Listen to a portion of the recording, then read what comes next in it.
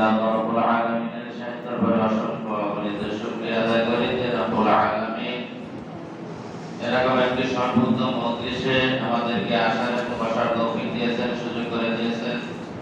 এজন্য সেই মহান রাব্বুল আলামিনের শাহে দরবারে সবাই অসংখ্য অগণিত শুকরিয়া আদায় করি আলহামদুলিল্লাহ। দুনিয়ার মধ্যে সবচাইতে সর্বশ্রেষ্ঠ একটি মজলিস হলো এই মজলিস কোরআন শিক্ষা এবং সবক দানের মজলিস। এখানে যারা আছেন নিষ্পাপ কিছু সর্বোত্তম সর্বশ্রেষ্ঠ শিশু, যাদেরকে রাসূল করিম সাল্লাল্লাহু আলাইহি সাল্লামের ভাষায় খায়রুকুম মান তাআল্লামাল কুরআনা ওয়া আল্লামা,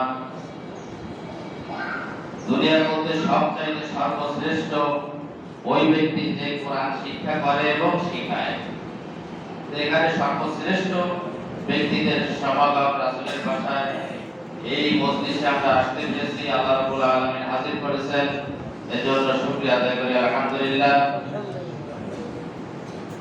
এই প্রতিষ্ঠানের মাধ্যমে এই সর্বশ্রেষ্ঠ শিক্ষা এবং সর্বশ্রেষ্ঠ ব্যক্তিদের সমাগম এলাকাবাসীর প্রতি আমার আকুল আবেদন যে এই শিক্ষা প্রতিষ্ঠানের প্রতি এলাকাবাসী বিশেষ গুরুত্ব সহকারে দেখবেন। দুনিয়ার মধ্যে সবকিছুর মূল্যায়ন আমাদের কাছে আছে, কিন্তু কোরআনের মূল্যায়ন আমরা করতে চাই না।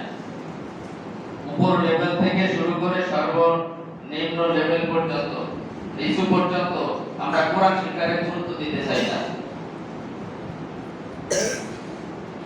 এই দেশে বহির্বিশ্ব থেকে বাইরে থেকে একটা খেলোয়াড়, একটা ক্রিকেট খেলোয়াড়, একজন ফুটবল খেলোয়াড় যদি চ্যাম্পিয়ন হয়ে আসে, একটা সেঞ্চুরি করে আসে, খেলে একটা ট্রফি নিয়ে আসে, তাদেরকে কি দেওয়া হয়?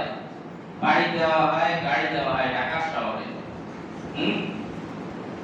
অথচ বাংলাদেশে একজন কোরআনের হাফেজ 60 থেকে 70টা দেশের 60 থেকে 70টা দেশকে পিছনে ফেলে কোরআন প্রতিযোগিতায় 1 নম্বর হয় বাংলাদেশের ছেলেরা, সোনার ছেলেরা। কিন্তু সেখানে দেখা যায় না সরকারি কোনো মিডিয়া এটা প্রচার করতে এবং সরকারের কোনো আগ্রহ প্রচার করতে তাদেরকে বাড়ি দেওয়া হয় না, তাদের জন্য কোনো সুযোগ সুবিধার ব্যবস্থা করা হয় না, তাদের এটা ভালো করে প্রচার করে না। অথচ একটা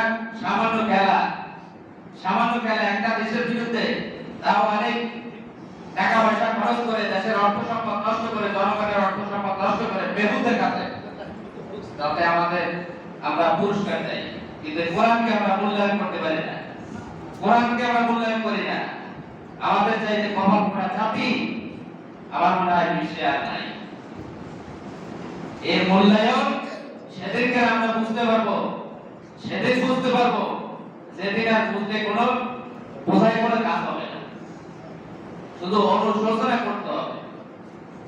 এজন্য আমরা যারা উপস্থিত আছি, আমরা যেন এই কোরআনের হাফেজ, কোরআনের দায়, দ্বীনের দায়, এদেরকে সঠিকভাবে মূল্যায়ন করতে পারি, সঠিক মূল্য দিতে পারি, সঠিক মূল্য দিয়ে ঈমান আমল নিয়ে কবরে যাইতে পারি। আল্লাহ রাব্বুল আলামিন তৌফিক দান করেন। আমিন।